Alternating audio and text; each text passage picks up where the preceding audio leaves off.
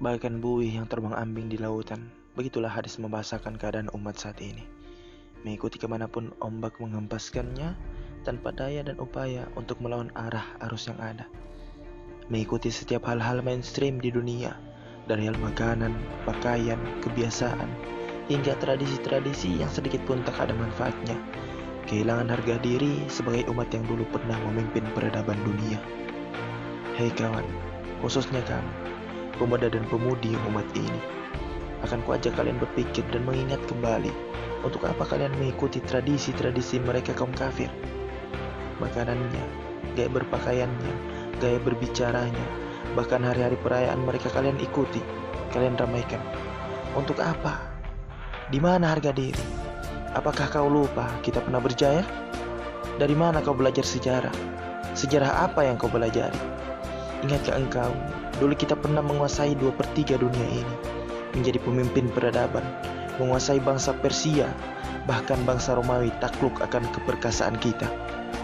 Khalid bin Walid, sang pedang Allah yang memimpin 33.000 pasukan untuk membungkam mulut Kaisar Romawi yang memimpin 200.000 pasukannya.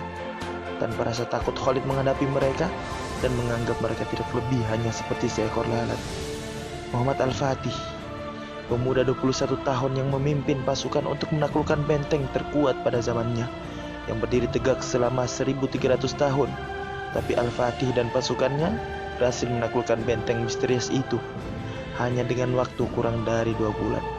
Saifuddin Qutuz, seorang mantan budak yang memimpin pasukannya untuk memberantas pasukan kejam Mongol, yang pada saat itu tak ada yang menganggap pasukan Mongol ini bisa dikalahkan. Tapi Saifuddin Qutuz bersama pasukannya memberantas mereka sampai ke akar-akarnya. Tak cukup tinta untuk menuliskan kepahlawanan pendahulu-pendahulumu, wahai anak muda. Tak cukup kertas untuk menampung cerita ketangguhan mereka.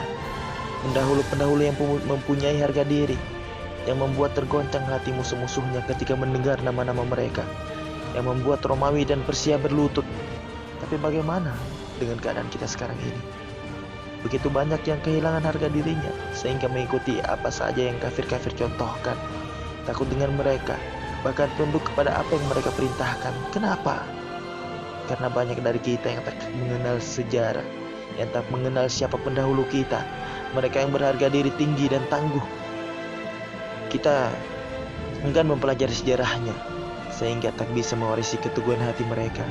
Entah apa lagi yang ingin kukatakan. Bingung dengan keadaan umat saat ini. Memang benar sebuah pepatah yang berbunyi, yang kalah akan mengikuti bangsa yang menang. Hanya ingin memberi solusi. Pelajari sejarah, pelajari, dan pelajari, agar kau tahu kalau Islam itu tinggi, dan kau tidak merasa rendah di hadapan mereka para kaum kafir yang congkak dan sombong.